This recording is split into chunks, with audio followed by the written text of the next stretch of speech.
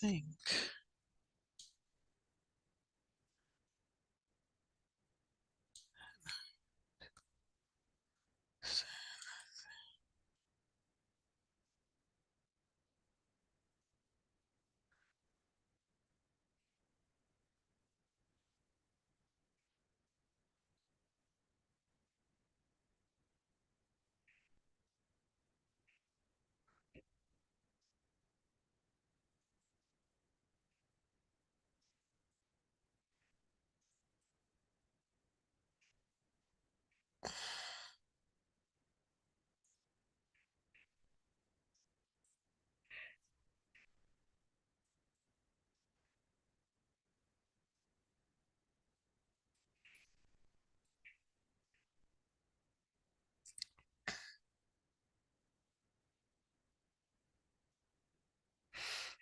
Okay, I need to find. All right, good morning. Good morning to those of you who are coming in. If you all would pull up your estimating population activity, I want to go through the beginning of that with you. Trying to find mine that I put some answers on it.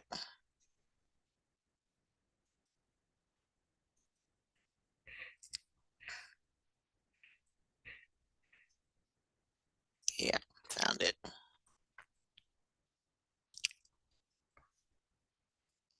All right, so again, if you would find your activity, I want to, because some folks, before you all submit them, so if you've submitted them, make sure that you go back and check to make sure that this is how you did the first set of questions. There were some questions towards the end on what they meant at the beginning, so I'm going to go through those with you, which means I'm giving you the answers, so go back and find yours so that when I start grading them, there should be no reason why anybody has the first set of questions wrong. All right. So I'm just going to go through the first couple of slides with you. Let me do this as a slideshow.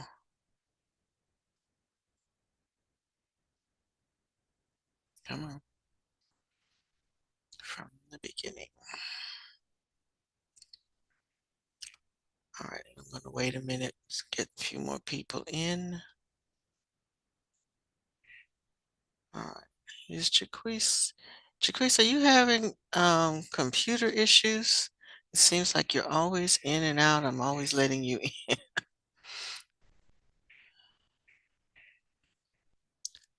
Neve, you too. I've admitted you. Oh, there you go. Good morning, good morning, good morning. Okay.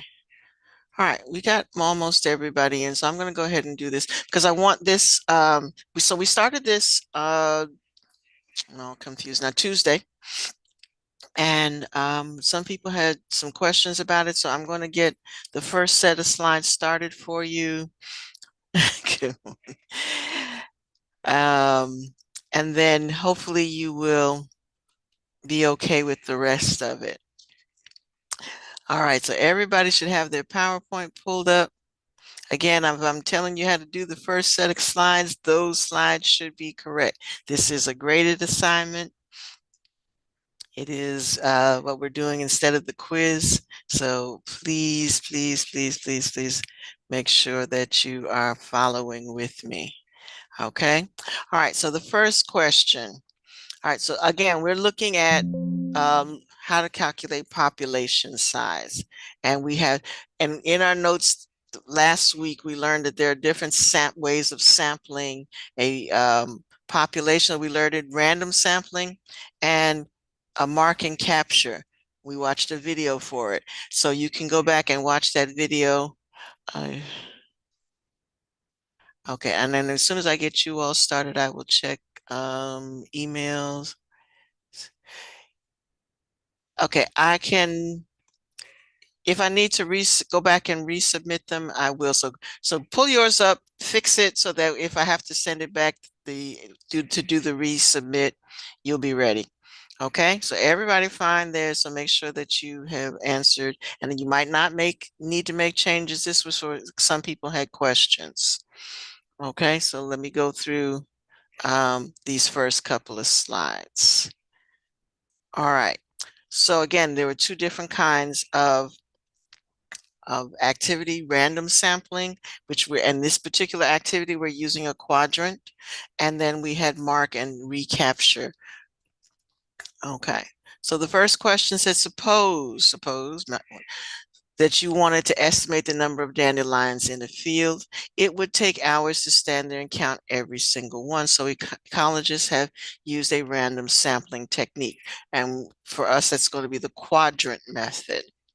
Okay, so in a single sample, they estimate the size of the overall population. Oops, so okay. What might cause an estimate to be wrong? So I put in an answer here. In other words, you are estimating. Anytime you're estimating, and use especially the way the quadrant method is used, you may have more in a particular cluster than another, and you may not have used that particular cluster as the ones that you're taking the sample. So I wrote down, it depends on the size of the sample and how evenly the dandelions are spread out throughout the quadrant. So if you're using the quadrant method and they're all clumped in one area and you're counting how much there are in each quadrant, then that might not be as accurate a number as you want to. Okay, but this is a supposed question, but that's a general idea of how that was supposed to be answered. Why would it be difficult to use this method to estimate a population of fish? And the quadrant method is really designed for stationary things or slow methods. I mean, slow moving like a snail. You could do if you had the snails all in one area and they weren't going to be running all over the place. You could count, you can mark off an area and count how many are in that area. So this is only going to work for things that are going to stay in your quadrant. If they're going to be swimming and moving across the ocean, then that's not going to work. You're going to need to do the second one, which was mark and recapture. Okay, so the first method of sampling is not going to work for a population of fish, but it'll work for the dandelions. All right, second one. So I did this one as a sample for you. So if you're going to ignore the little generator thing, this is how you would do it. Okay, let me let this person in. All right, so because most people had trouble using the generator or didn't know how to use the generator, and that's all well and good. What you really needed to do, for example, I just picked 4 different plots. So you look at this and you read this, you take the side and the horizontal, and you say, for example, I picked B, row B, box 1, and I counted how many dots were in row B, box 1. There were 3 of them. Then I picked row D, box 6. I went over to 6 and I counted there's 4 in that box. And then row G, I put G5, so I go over to G5, there's 3 in that box. And then I picked row I, row 10, and there's 3 in that box. Okay. All right. So then you're going to add up the number of dandelions that you calculated. And then you're going to divide. So you want to have the sample number, and you had, so on mine, there were 13. Yours doesn't have to be there. You could have picked 4 other boxes. But this is tell you how to generate an answer. And I should see this on your slide. I should see where what plot you picked and how many were in that plot, your total, and how you calculated your answer. All right, so we had 13 is my number, and I had 4 quadrants, and so that means the average number of dandelions per square was 3.5, but we can't do 0.5. If you remember from the video, we always round to a whole number. So we round down to a whole number. So we can't have a quarter of a dandelion. So it's going to be 3. And that's about, if you just by looking at it, they were either 3 or 4. A couple of them had 2, but the average number of dandelions per per square was 3. All right, so you take that number and you went to the next slide. So they told you we had 100. Each box was, there were 10 going across, 10 going down, so there were 100 boxes. And so we took our 3 and we multiplied that by 100. And so in this quadrant, in this whole quadrant, we are estimating that there are 300 dandelions. I should have written dandelions on here. But then, so it's not just 300, but 300 dandelions. That's what the number represents. Okay. All right. So based on that, you should be able to answer the following questions for that. Okay.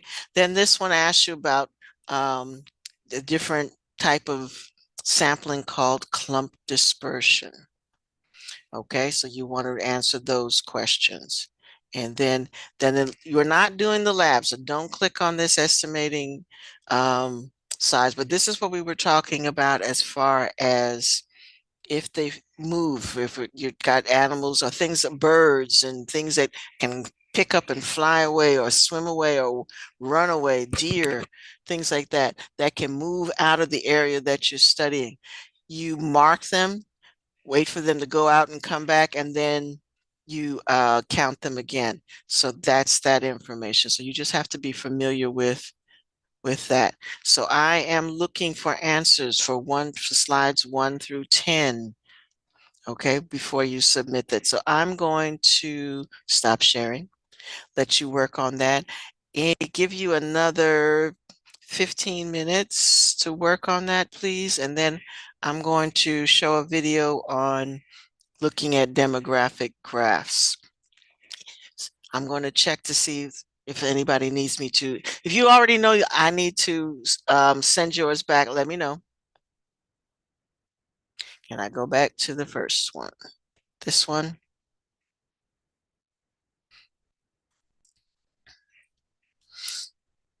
Oh, I stopped sharing, sorry.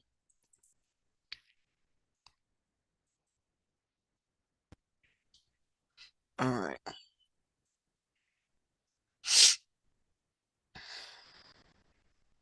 All right, so again, I'm not looking for those slides to be empty because I'm giving you the answers to those and tell you how to do it. You didn't have to pick the quadrants that I picked, but I showed you how you should have picked the quadrants and done the graph.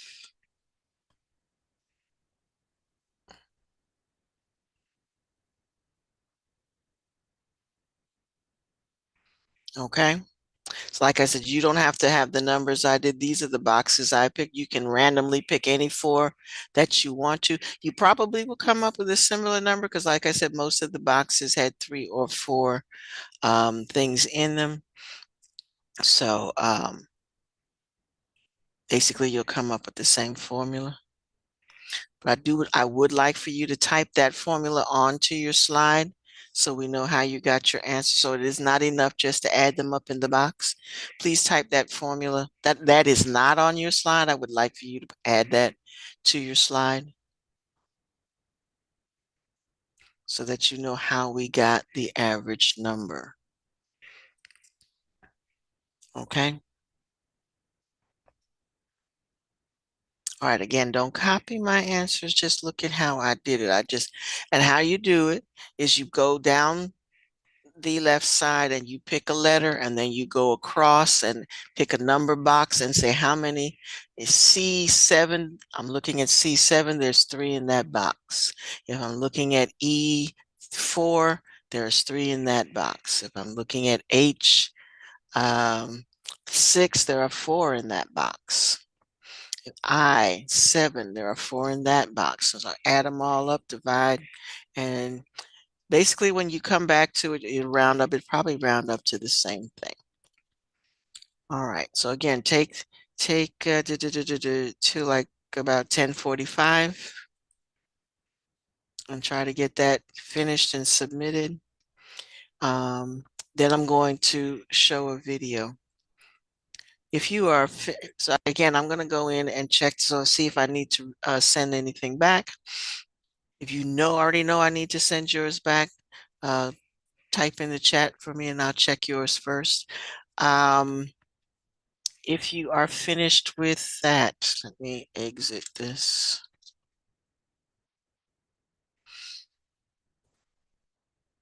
Okay, I will send yours back.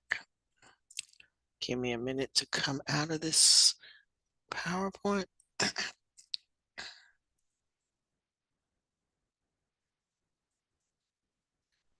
Um, yeah, I saw that, Neve, I saw that you were trying to get in a few times. Not a problem. Okay, anybody else? A couple of you have submitted yours. Anybody else? I only have one person to tell me to send theirs back. If you don't tell me to send it as is.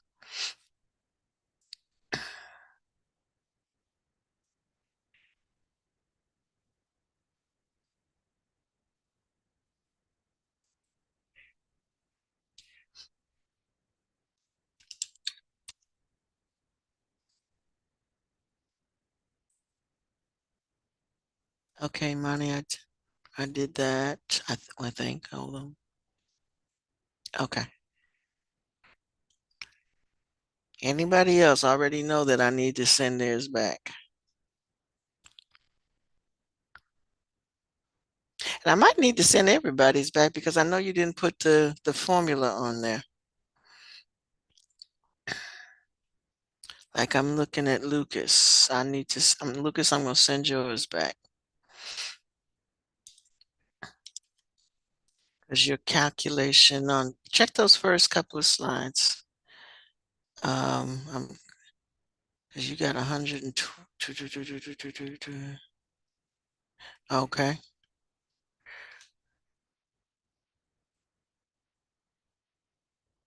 Oh, hold on.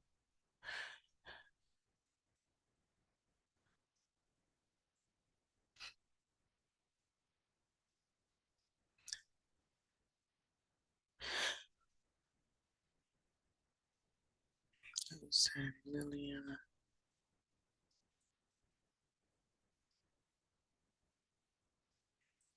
Mm, yours just came up, Liliana. So I'm glad I'm sending yours back because it is not coming up as a file that I can open. So Liliana, I'm glad I'm sending yours back because I wouldn't have been able to open that anyway.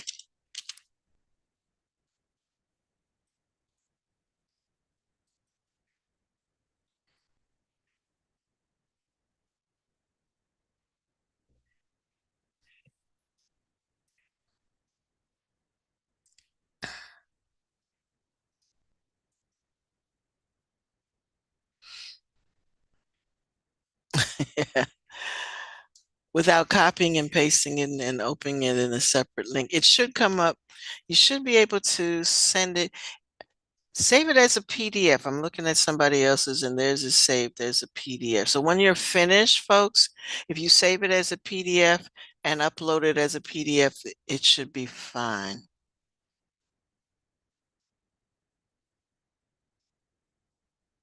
But I really don't want to have to keep opening it in another window is what we're trying to get away from.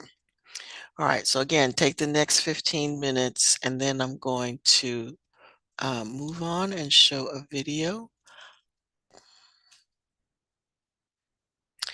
In the meantime, if you're finished, um, please look at the module that is entitled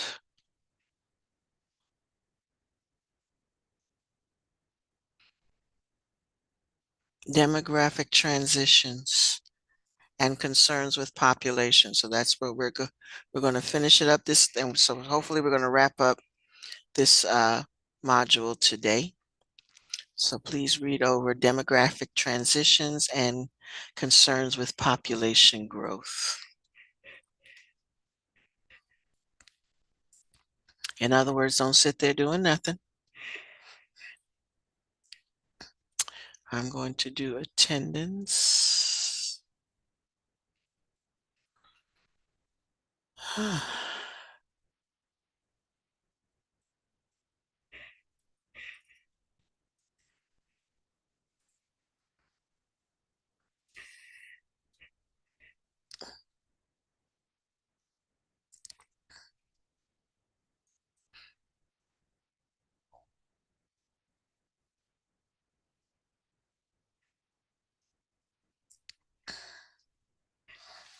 All right, and please let me know if you're still having other issues with that presentation. So again, open it up but save it. After you finish writing on it and typing on it, save it. Okay. Yes.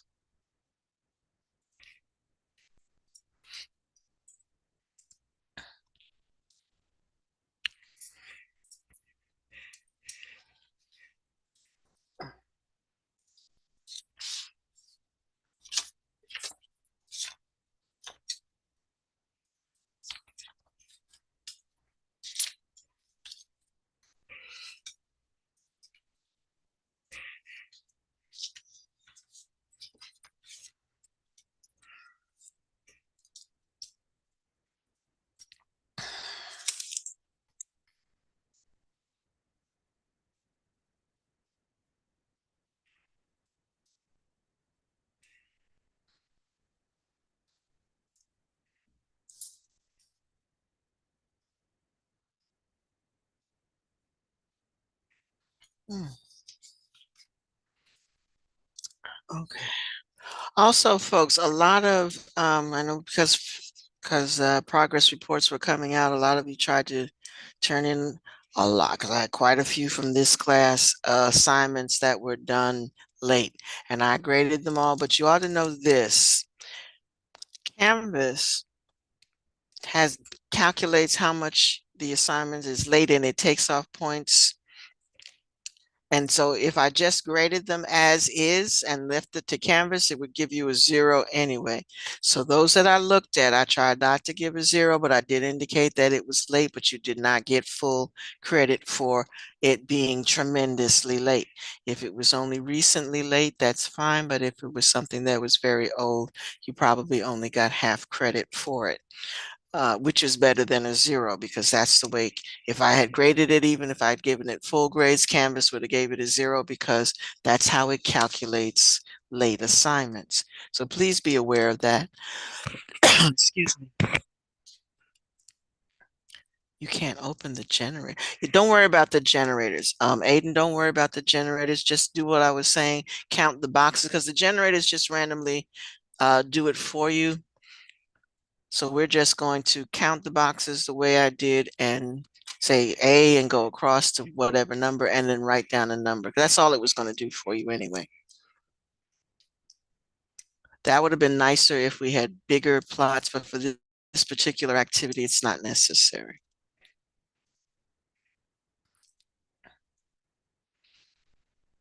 Okay. Alrighty. Jaquez, I thought you were in. He is having such troubles.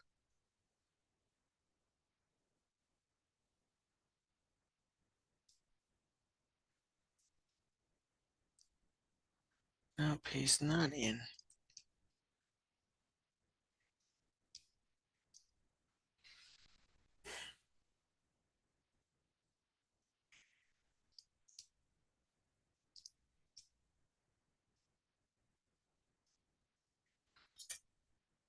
All right, again, take the next 10 minutes to work on that, and then I'm going to um, show a video, and we're going to look at reading demographics graphs.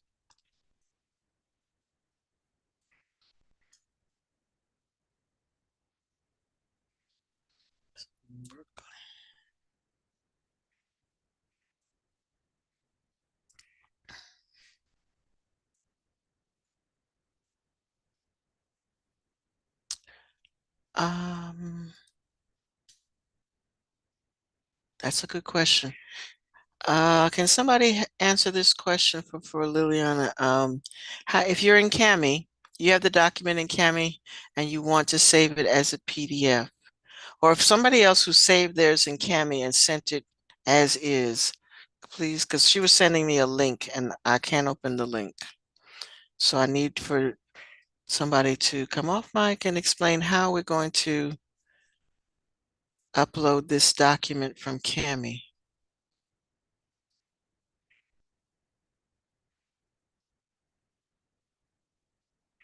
Anybody?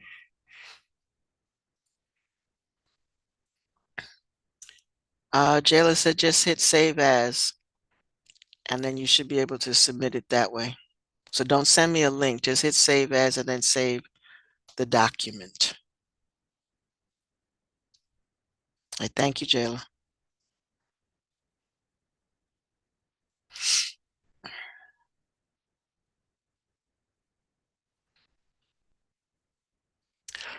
Ethan said there should be a button at the top right, arrow to download the practical box. Should be a download. You see the download tool. All right. You getting all this?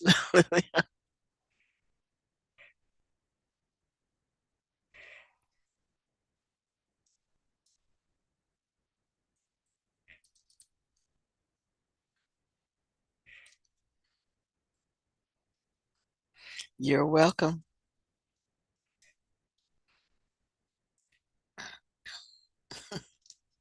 Thank you, Ethan.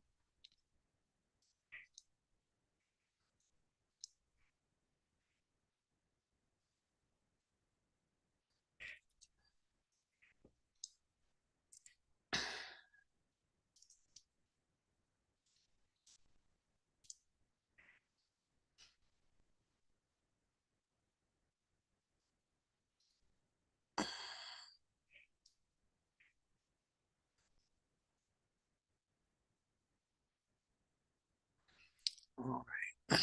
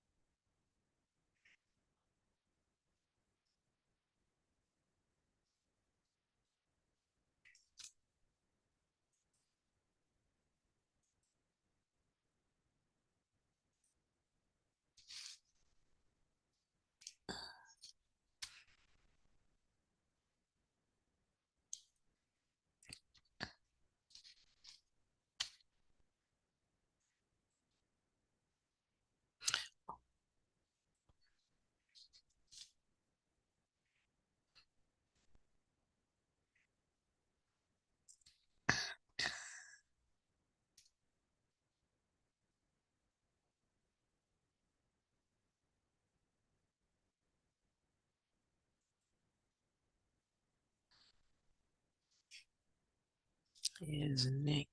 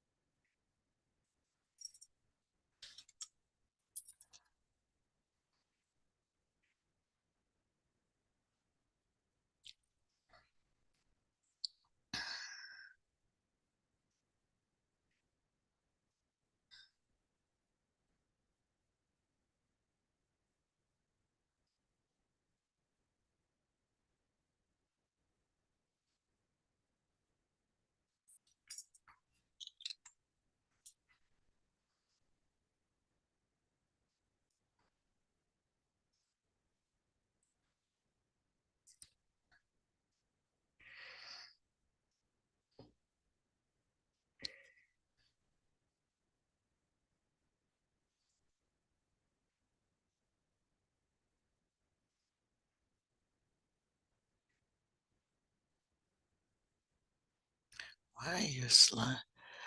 Janila, your slides are all out of place. How did your slides get to be so random?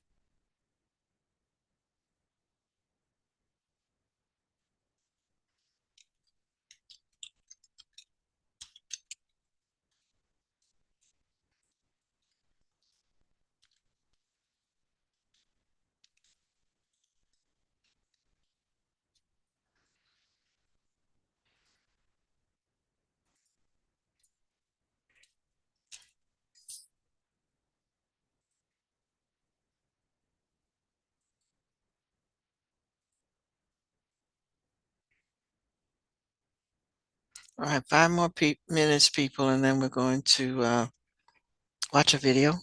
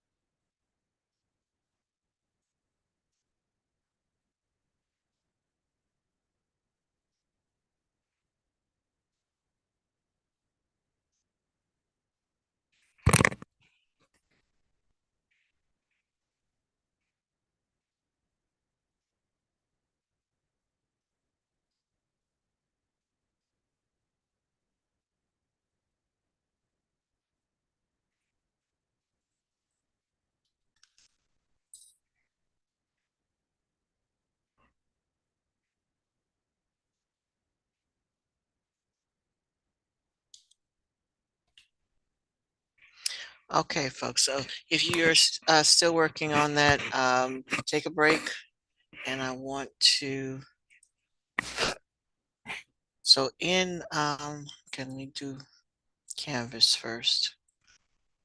Explain why we're doing this.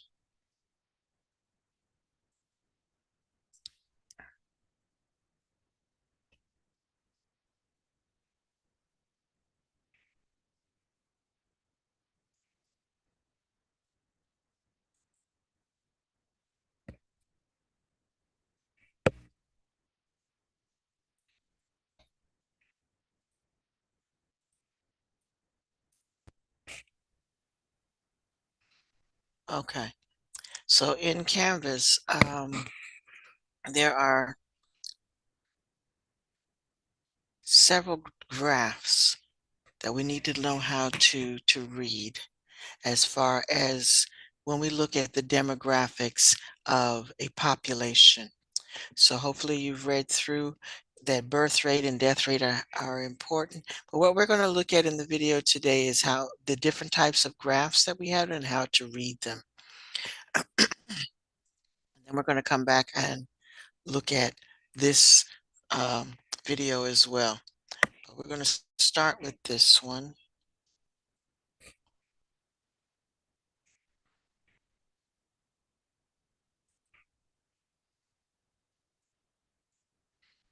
All right, so whatever you were doing, stop for a minute and pay attention to this.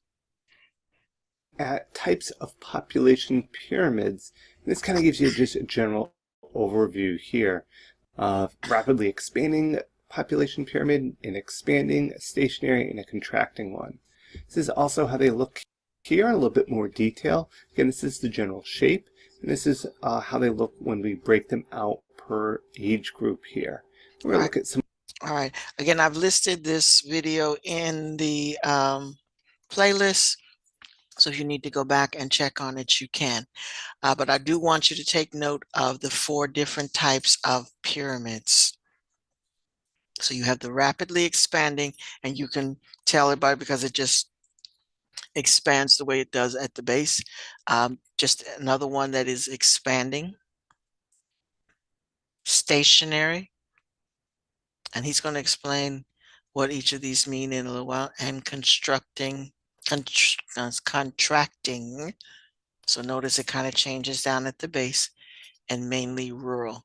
Okay, so that make note of those, and he's going to explain each one in detail.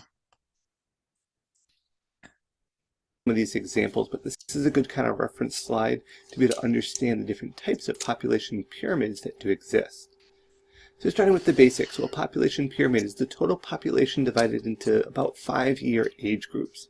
The percentage of people in each of those age groups is presented, and the percentage of males and females in each age group is shown in a very clean and distinctive manner. The shape of the pyramids is controlled by the rate of births, the rate of deaths, or migration.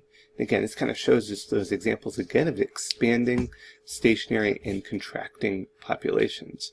Evidence of expanding or high birth rate, rapid fall in each upward age group due to high death rates here, with a very short life expectancy. We're going to look at some of these in more detail with some countries as specific examples. So first off, let's look at the general shapes that we're going to deal with. Well, an expanding shape is going to have this kind of triangular appearance here. Stationary is going to be kind of a box shape, and negative contracting is going to be a triangle with a point in the downward direction. That would be contracting. This would be expanding in contrast to that. So what does this population pyramid, what's this kind of look like? Well, let's take a look at this one here. This is just a mock example. We see the males here on the left, females here on the right. We see the age groups here down the middle. Then we have our populations broken out in the millions. This would be 13 million, 26, 39, 52, and 65 million. And that would be for males and females. We have 3 little subsets here. This age group of 60 and older is considered elderly dependents. Then we have our working population, which is about age 15 to age 59. And then we have our young dependents here.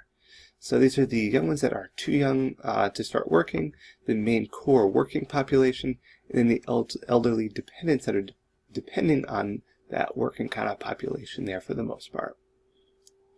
Now, population's age structure and sex ratio can be used to assess its demographic trends. As we see here with Christmas Island, located over here, we see a large portion of males compared to females, in particular a very large population in the males of the age 25 to 29. So this gives us an idea of the demographics of this particular island. We see that very evident here with this population pyramid. Now, triangular-shaped pyramid, the expanding pyramids. This is Kenya here, expanded. We can see a very large base, and we see a very small kind of up towards the top here. Growth rates are slow, and with a very short life expectancy, sadly, in this country. This expanding pyramid shape is broad-based with high birth rates, narrow top, so there's a small elderly population, which means there's a high death rate, sadly. Proportion, there's a large portion of young people, and it's a high young dependency ratio. The sex ratio in this balanced pyramid, so there's a balanced sex ratio from males to females. It's not favoring any one particular gender. An expanding pyramid, in contrast to that, see, expanding pyramid is expansive. This population pyramids have the classic triangular shape. Looks how this one's a little bit different than the previous one that we saw. It has a wide base like we saw with the other one, which indicates a high birth rate. And a narrow top indicates a high death rate, but we see there's deeper into the population here with a greater population. Generally speaking, an expanding population is characteristics of low standards of living. High birth rate due to poor access to birth control, lack of education, and so on. And a high death rate due to poor medical care or potentially nutrition. We see that here. Okay, I wanted to stop it there because you see how he's analyzing this graph? This is how you'd be expected to analyze a demographic graph. Not only just be able to count how many people are alive, but why? Why would you have, and notice at the top it tells you the location. So it tells you what country that they're talking about. Notice the male is always on one side, the females are always on the other side. But they want, down here he's explaining why the bottom of the graph is wider than the top of the graph.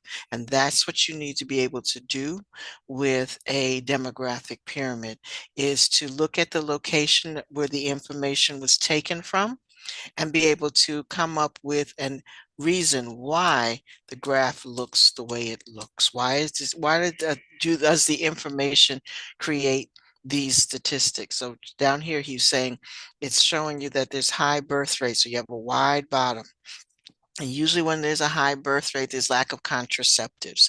Nobody's practicing birth control, they're just having babies, okay? And they usually attribute that to lack of education. And then you get to the top, and you have a high death rate. So you notice it sharply goes to the top. This is usually due to poor medical care or poor nutrition, okay? So you need to be able to assess that by looking at these graphs. Here with Syria and Haiti. So we see a large population of kind of that 29 and under, but then it decreases rapidly as that population, those individuals within that population age. A negative growth pyramid. Well, this is a shrinking population. It has a long life expectancy. For Italy here, we see this negative growth, meaning there's not as many young people as there are that working class as they progress older. So Greece, we see the same negative growth pyramid, and that's evident by the narrow base that occurs, which shows a low birth rate, which is a decreasing population. A large portion of the working population, that 15 to 59-year-olds, see that's the majority of that population there. And the sex ratio, again, is a balanced pyramid, so there's an equal balance between females and males. All right, I'm going to stop it there. So again, you need to be able to assess what is this telling you? It's telling you the middle is wide, so that once upon a time, there was a high birth rate, and then that generation has become adults and they're not having as many children. So at the bottom is very narrow because there's a small population increase at the bottom. And then this group, they're living quite long, but they didn't have a lot of children. So when this group comes up, there will be this graph will change again. It won't look like this, and it may not have the same life expectancy, but these folks are living long. They didn't have a lot of children, and they're living long. That's what this graph can tell you. In this case, a negative growth pyramid would be evident of Italy, or in this case, Greece. This negative growth population is a population pyramid have narrower base than the reproductive age population. This indicates a decreasing population trend, and the low birth rate is indicative of a well-developed country. So just as we saw with Italy and Greece, we see the same thing going on here with Germany. Now, male to female ratio is also pretty equal, but this is a negative growth population pyramid. Now, a stable pyramid has low infant mortality, a slow population growth, and a long life expectancy. We say it's stable, it's pretty much consistent throughout. Now, it's not going to be consistent the whole way, we have to keep in mind, is just based on normal human activity, people are not going to live to be 100 plus, the same portion of the population as is going to be the age 50 to 54. So there's going to be a natural progression downward. We see pretty much from age 65 to 69 here all the way down to basically being born, a pretty stable population overall. And this is a rectangular shape or zero population growth. It's a narrow base, so there's low birth rates. The life expectancy is high in these stable populations. This is about 80 plus years is the expected life expectancy. Low death rates, and this is a stable population. Bars of equal length, and there's a balanced proportion here. Now, sex ratio is also balanced. Now, we may see that in this case, in Denmark, age 30 to 34 is a little bit less, but overall, we're kind of looking at general trends here. Now, the stable population, pyramids have a base similar to the width of the population of the reproductive ages, which indicates a stable population. Generally speaking, these stable populations, and we see example here, Aruba, are characteristics of a high standard of living. This high standard of living is due to low birth rate, due to good family planning and access to birth control, financial planning, and education overall in the country. It's a low death rate due to good medical care, nutrition, and education. As I said before, we can't have it a complete box, but life expectancy of about 80 years old, or in this case over 70, is just indicative of good, stable population. Again, we see the balance or sex ratio between males and females varying equal, and Aruba here, 2015, is showing a prime example of a stable population pyramid.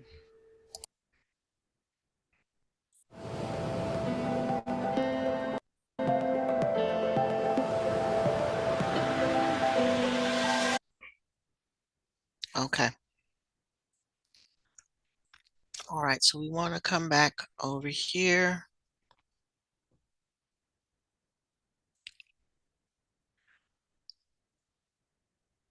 All right, so these give you a general discussion about what these particular how these particular maps are concerned, but they did try to give you an example of all four different shapes. Okay, so read that again. And again, notice that you always have the male on one side, female on the other. They'll tell you what country the information is based on and the year that the statistics were taken. All right, so that's always information that is given to you with these population graphs. All right, so let's look at this one.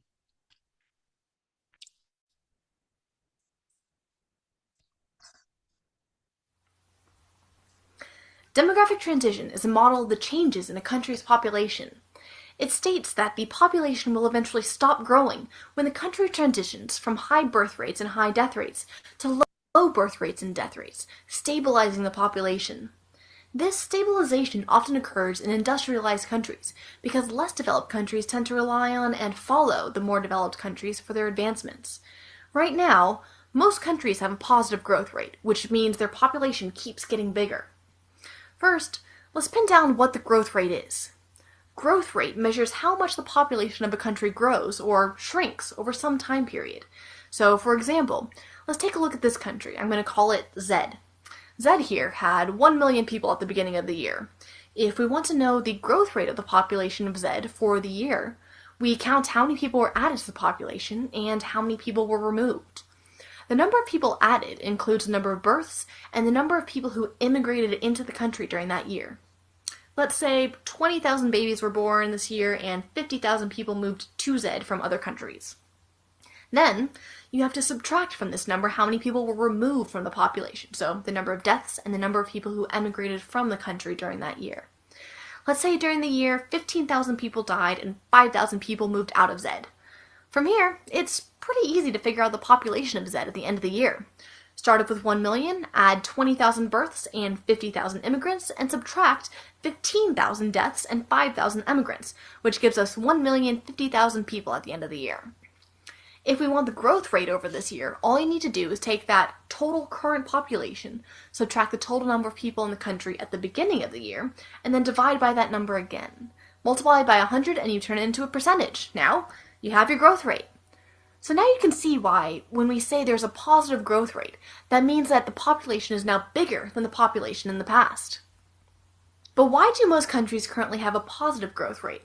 There are economic benefits because children can work to help support the family, and sometimes the government even provides incentives to families for each child, like in Japan, where birth rates are very low.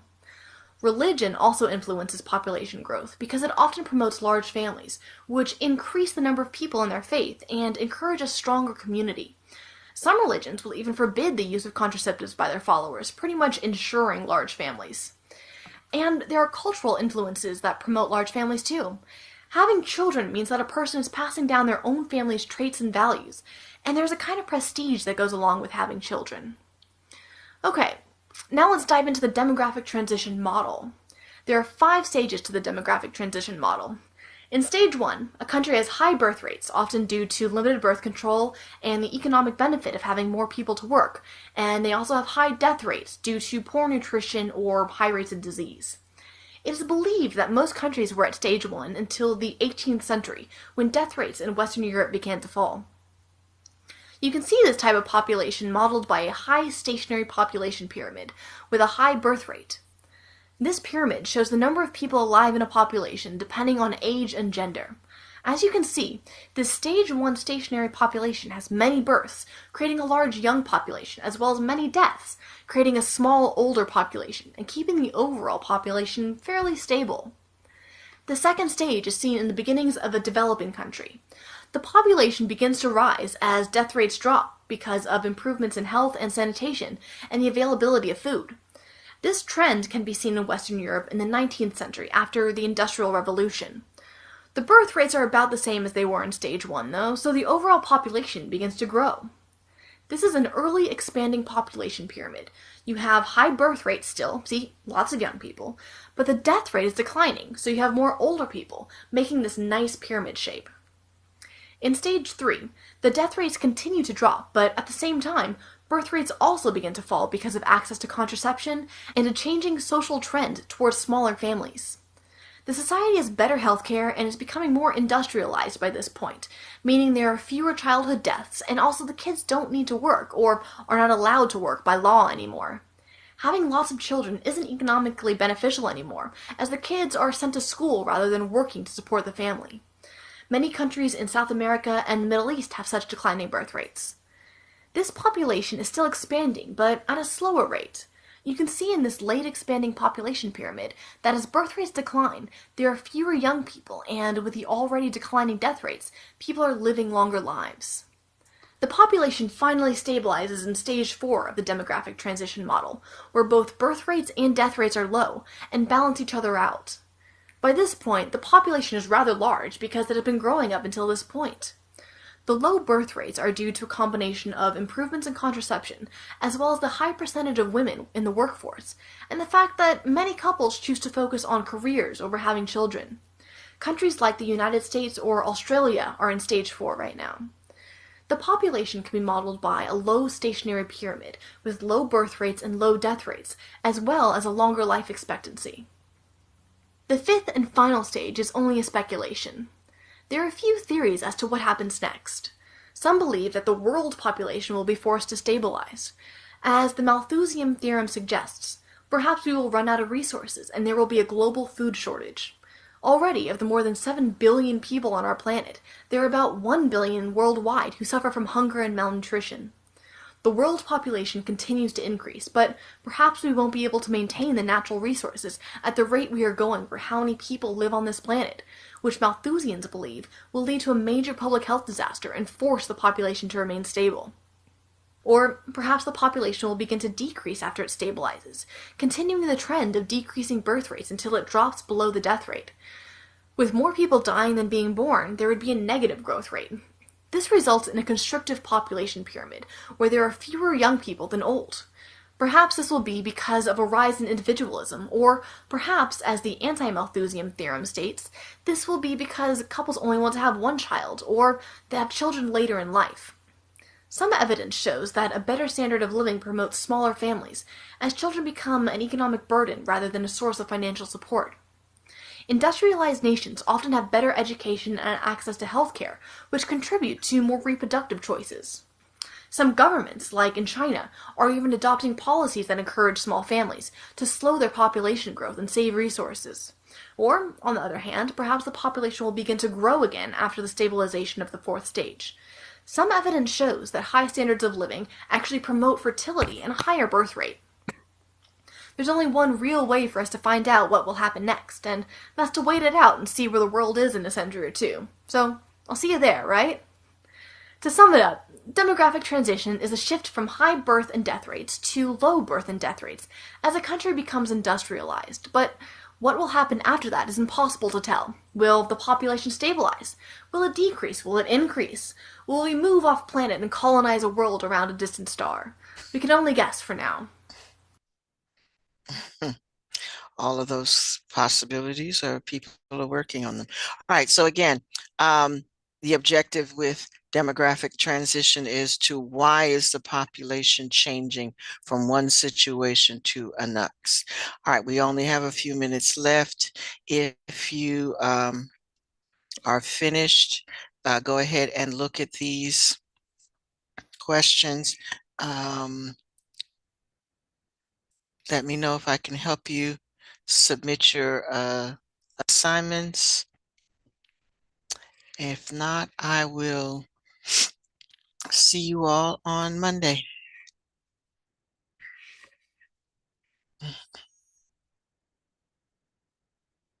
Have a great day. You too. The sun is coming out. Might not be a rainy day. Although we sure It needs to be a rainy day. My plants need to grow. I was just about to say, although we needed that rain, that a good rain. It's been teasing the rain all week long, but that was a good rain today. Yes, indeed.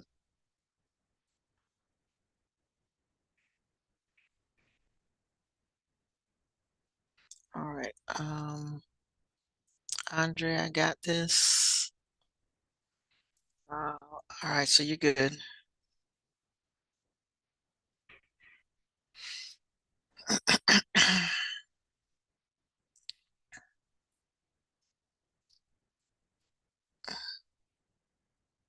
Can do that.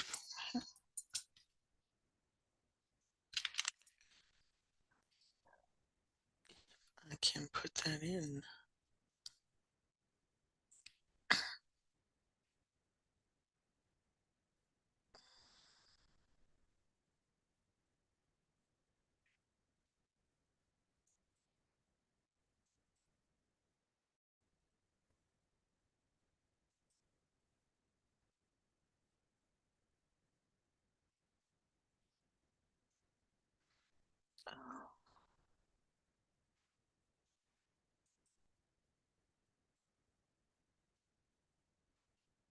So I have to,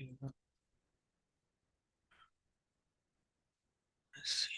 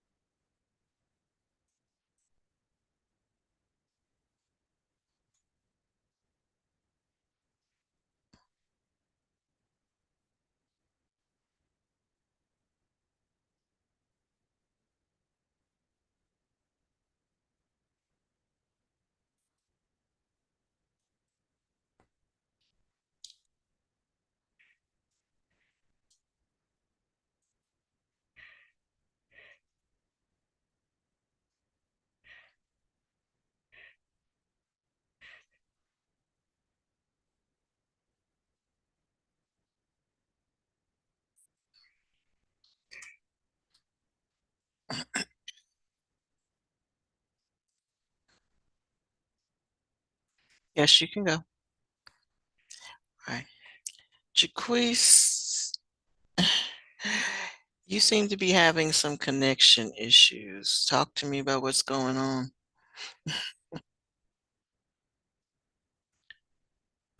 'Cause I didn't mark you absent. I don't know whether I did or not.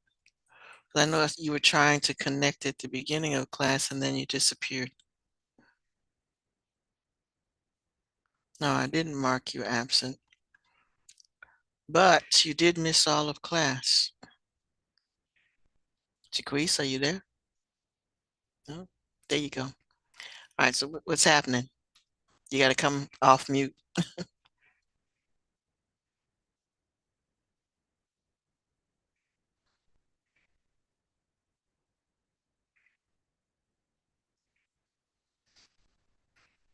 All right, because class is finished now.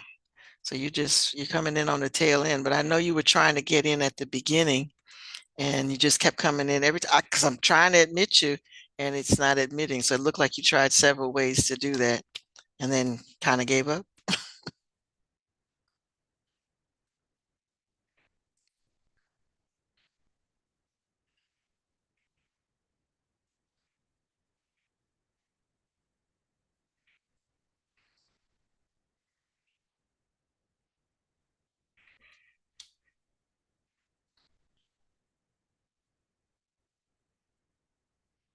Okay. All right. Well, just make sure that you get the assignment. Like I said, class is over now. Um, but make sure that you get the assignment. The